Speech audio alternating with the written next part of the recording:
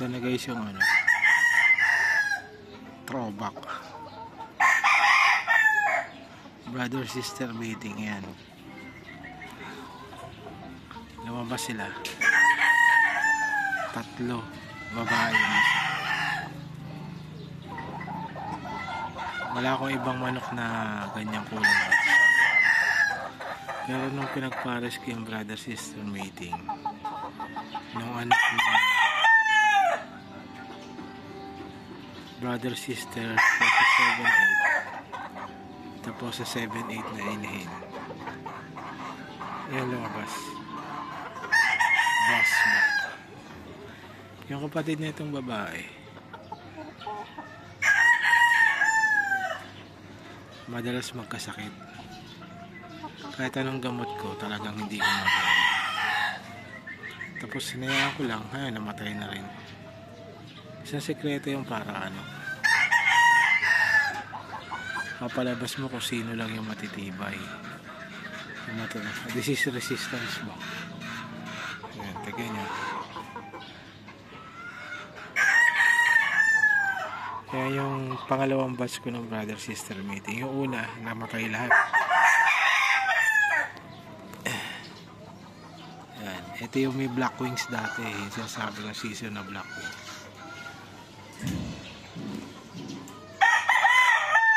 Ito yung mga original kong hen dito, tignan nyo. Ewan ko kung ito yung nanay niya, kung tiyahin. Basta ganitong kulay ko krenos yung isang kapatid, yung isang ano niya, brother sister. Yung nandun sa pen na yan,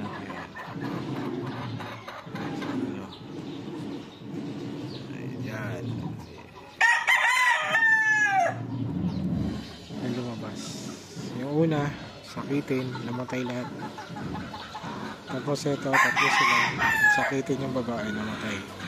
Pero nag-create pa ako ng isa sa ibang inahin naman, kasi gusto ko mapalabas kulay pula. Ito yung lumabas, brother sister mating din to.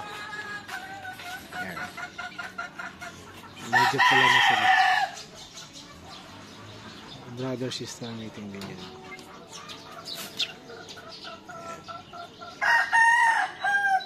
May dark spot talaga sila.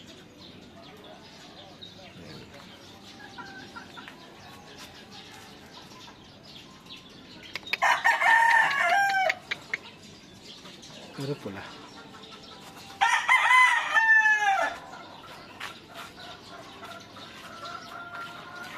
Ayan, pag-aaralan ko lang yan kung maganda. Pag maganda, di tutuloy ko silang paramihin. Pag pangit, wala tayong magagawa, bibitawan din natin. Ano nga pala purpose ng brother and sister meeting? Pagka nagkikreate ka ng isang family, sabi ng isang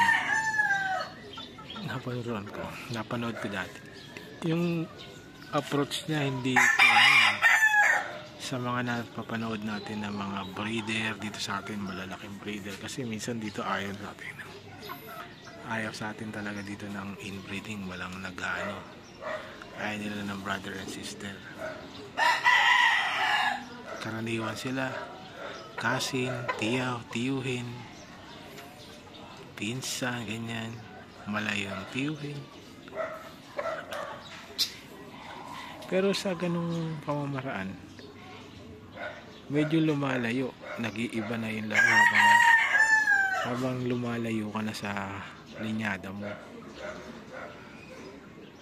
Habang nagkikreate ka kasi na isang pamilya, kung sila lang, pag puro ang ginamit mo, pinsan, tiyuhin, minsan darating ang panahon, yung style ng laro nawawala, naglalaho.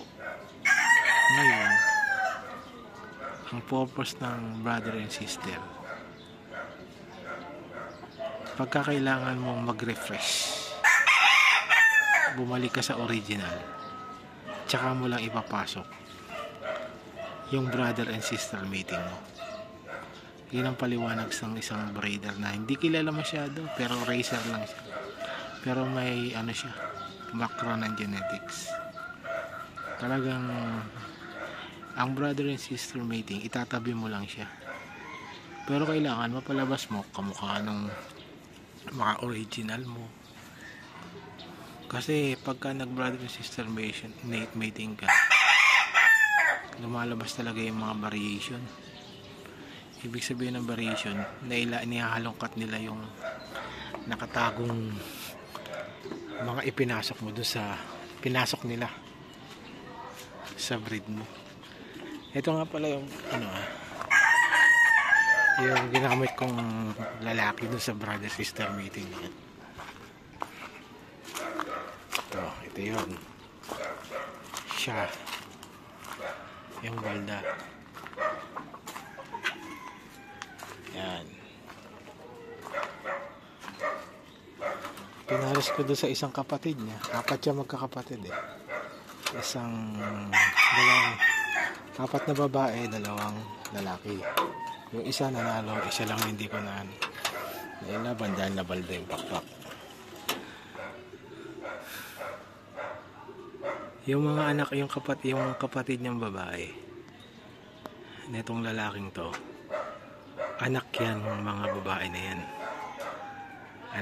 anak nila lahat yan. Yan, anak yan.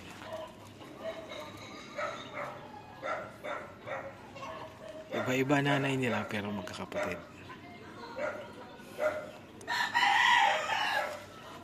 Kapatid, yung nanay nila kapatid ng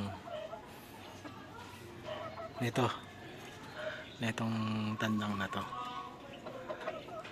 Pero ang tatay nila yung mga 7-8 na pinagpares-pares ko din. Iba-iba rin. 3 ginamit kong lalaki rito na 7-8. Yan, 3. Kaya pamangkin nitong yung mga babae na yan. Yan. Ibig sabihin naka-line breed ako din. Inbred din pero hindi siya brother sister kumbaga. Ibang klaseng inbred din. Grabe kasi ang maglaro tong manok na to. Nabalda tong pakpak na ito sa butay. Sa 2 magkapatid na nailabas ng tatay nila, siya yung medyo nakakuha talaga ng laro ng tatay niya, pero nag-improve pa, mas gumaling pa. Tignan niya, napakaganda. Medium lang yan, medium lang. Ngayon ito, krinos ko sa kapatid niya, brother sister mating ko. Doon sa isa, sa una, namatay lahat dahil mahihina. Yung pangalawa, doon na nga lumabas yung mga itim, brass back. Tapos yung pangatlo, yun na, nakapagpalabas na ako ng medyo kulay pula. Pero may spot pa rin ng dark. Kaya ang hula ko dito sa manok na to, may halo talaga sila na black.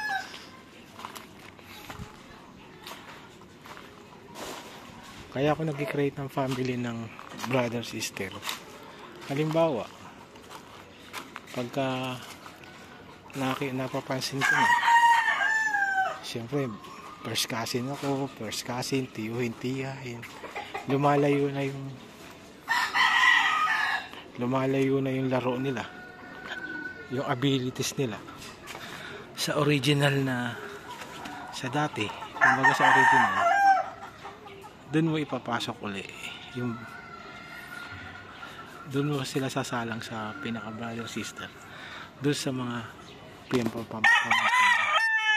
na lumalayo na yung laro. Pero kailangan may agwat siguro, mga hanggang 3 generation, ibig sabihin 3 palahi, para hindi masyado talaga ma-inbred.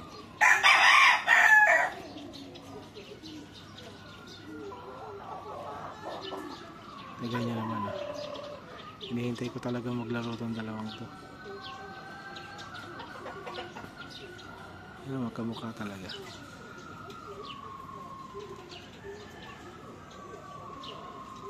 Medyo hindi lang kagandaan ng tayo.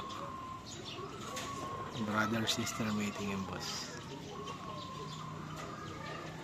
Titignan ko lang maglaro.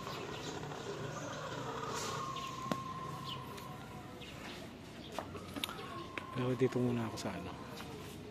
Kasi yung phenotype nito, ito medyo mas malapit sa phenotype. Kamukhang mga tiyuhin nila. Ang tawag pa lang sa ganito, sa term ng genetics, homozygous recessive. Nagsama-sama yung mga recessive traits kaya siya lumabas. Tingnan nyo, wala naman ako itim.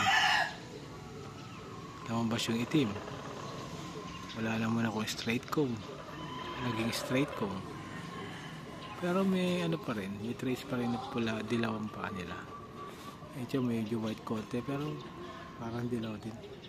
Medyo mapusyola ng konti. Ayan. Update lang mga boss. Abangan natin kung anong mangyayari. Salamat.